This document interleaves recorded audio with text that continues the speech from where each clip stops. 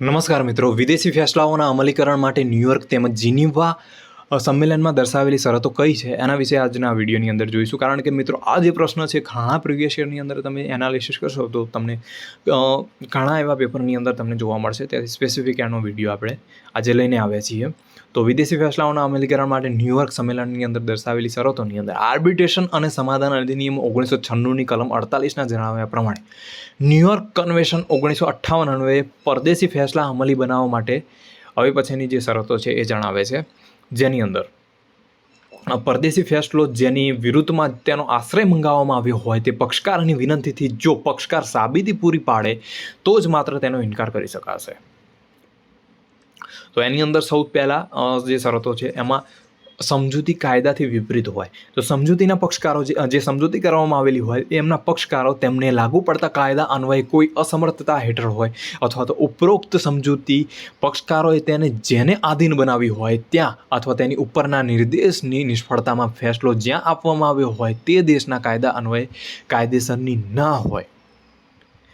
તો બીજો ટોપિક છે મિત્રો કે પક્ષકારોને યોગ્ય નોટિસ આપવામાં આવી ન હોય તો મતલબ કે જે પક્ષકારની સામે ફેસલાનો આશરો લેવામાં આવ્યો છે તેને લવાદીની નિમણૂકની અથવા લવાદીની કાર્યવાહીની યોગ્ય નોટિસ આપવામાં આવી ન હોય અથવા તેને અન્યથા તેનો કેસ રજૂ કરવા માટે અસમર્થ રહ્યો હોય તો આગળનો ટોપિક જોઈએ કે નિર્ણય સમજૂતીની બાબતની પેલે પાર લેવામાં આવેલો હોય, એની સત્તાની પેલે પાર લેવામાં આવેલો હોય તો એટલે કે ફેસલો જે લેવામાં આવેલો હોય છે, જે એવોર્ડ લેવામાં આવેલો હોય છે તે લવાદીમાં વિચારણાધીન ન હોય તેને અથવા સોંપણી માટેની જે શરતો હોય તેને બહારની શરતોને અથવા તેમાં લવાદીને સોંપવામાં આવેલી બાબત તેના અધિકાર ક્ષેત્રની બહારની બાબતોની ઉપર જઈને જ્યારે નિર્ણય લેવામાં આવે છે તો આગળનો ટોપિક છે કે લવાદીની રચના અને તેની પ્રક્રિયા સમજૂતી અનુસારની ન હોય તો મતલબ કે લવાદીની સત્તા રચના અથવા લવાદીની પ્રક્રિયા પક્ષકારની સમજૂતી અનુસારની ન હોય અથવા એવી સમજૂતીની નિષ્ફળતામાં જ્યાં લવાદી થઈ હતી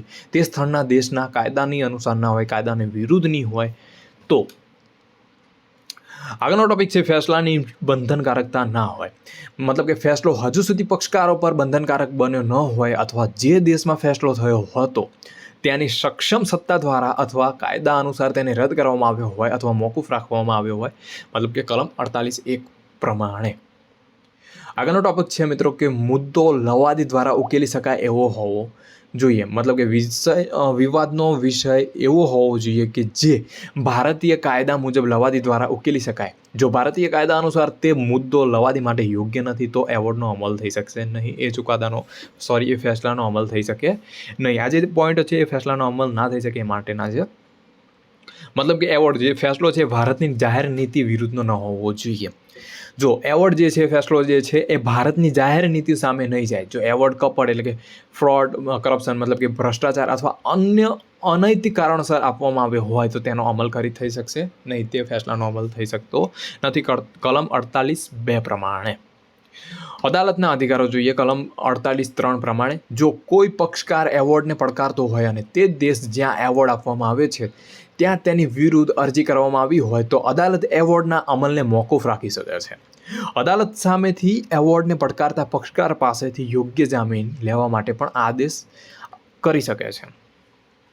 હવે જોઈએ વિદેશી ફેસલાઓના અમલીકરણ માટે જે જીનીવા સંમેલન છે એની અંદર જે કઈ શરતો દર્શાવી છે તેના વિશે હવે માહિતી મેળવીએ. તો આર્બિટ્રેશન એન્ડ કોન્સિલેશન એક્ટ જે છે, આર્બિટ્રેશન અને સમાધાન અધિનિયમ, એની કલમ 57ની અંદર આ ખાસ જે શરતો છે એ નક્કી કરવામાં આવેલી છે.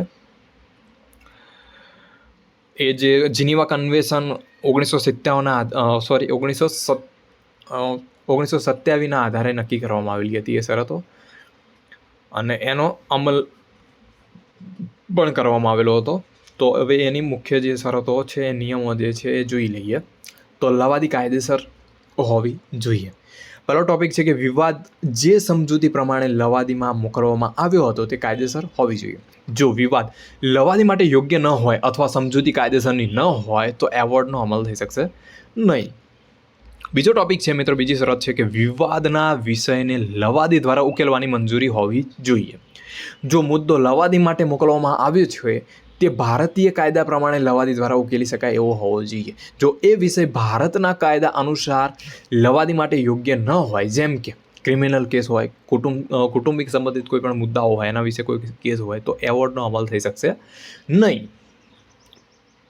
આગળનો ટોપિક છે લવાદી પ્રક્રિયા યોગ્ય હોવી જોઈએ. લવાદી પક્ષકારોની સંમતિ પ્રમાણે અથવા તો જે દેશમાં લવાદી થઈ છે તે દેશના કાયદા અનુસાર હોવી જોઈએ. લવાદી પ્રક્રિયામાં કોઈ અનિયમિતતા હોવી જોઈએ નહીં. જો લવાદી કાયદાની વિરુદ્ધમાં કરવામાં આવી હોય તો એવોર્ડનો અમલ યોગ્ય નહીં ગણાય. એવોર્ડ એટલે કે જે ફેસલો છે આખરી અને બંધનકારક હોવો જોઈએ. એવોર્ડ જે દેશમાં આપવામાં આવ્યો છે ત્યાં આખરી અને બંધનકારક હોવો જોઈએ. એવોર્ડ અપીલ માટે ખુલ્લો ન હોવો જોઈએ. જો એવોર્ડ એ દેશમાં રદ થયો હોય અથવા હજુ અપીલ માટે ખુલ્લો હોય તો તેનો અમલ ભારતમાં નહીં થાય. એવોર્ડ જાહેર નીતિની વિરુદ્ધનો ન હોવો જોઈએ. એવોર્ડ ભારતની જે જાહેર નીતિ છે એના વિરુદ્ધનો ન હોવો જોઈએ. જો એવોર્ડ કપટ, ભ્રષ્ટાચાર અથવા તો અનૈતિક કારણોસર આપવામાં આવેલો હોય તો તેનો અમલ થઈ શકશે નહીં. આગળ જે ટોપિક આપણે આગળના જે શરતો જોઈ ગયા એ પ્રમાણે જે જીનીવા કન્વેન્શનની શરત છે એની અંદર પણ જાહેર નીતિ વિરુદ્ધનો જે એવોર્ડ આપવામાં આવેલો છે એ અમલવારી એની થઈ શકશે નહીં. અદાલત ક્યારે વિદેશી લવાદી ફેસલાને અમલમાં મૂકવા માટે ઇનકાર કરી શકે છે? જો અદાલતને સંતોષ થાય કે નીચેના કોઈ પણ કારણોસર વિદેશી લવાદી ફેસલાને અમલમાં મૂકવાની મનાઈ કરી શકે છે.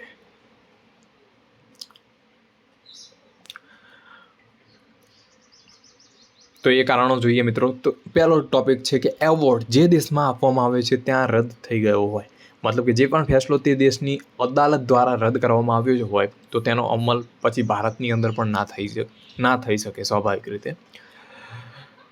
બીજો ટોપિક છે પક્ષકારને યોગ્ય નોટિસ આપવામાં આવી ન હોય. જો પક્ષકાર જેના વિરુદ્ધમાં ફેસલો આપવામાં આવેલો છે તેમની યોગ્ય નોટિસની બજાવણી ન કરેલી હોય તો પણ તેનો અમલ થઈ શકશે નહીં. એવોર્ડ એટલે કે જે ફેસલો છે લાગુ કરવામાં આવી રહ્યો છે તે પક્ષકારને પોતાની કેસ રજૂ કરવાની પૂરતી તક આપવામાં આવેલી હોવી જોઈએ.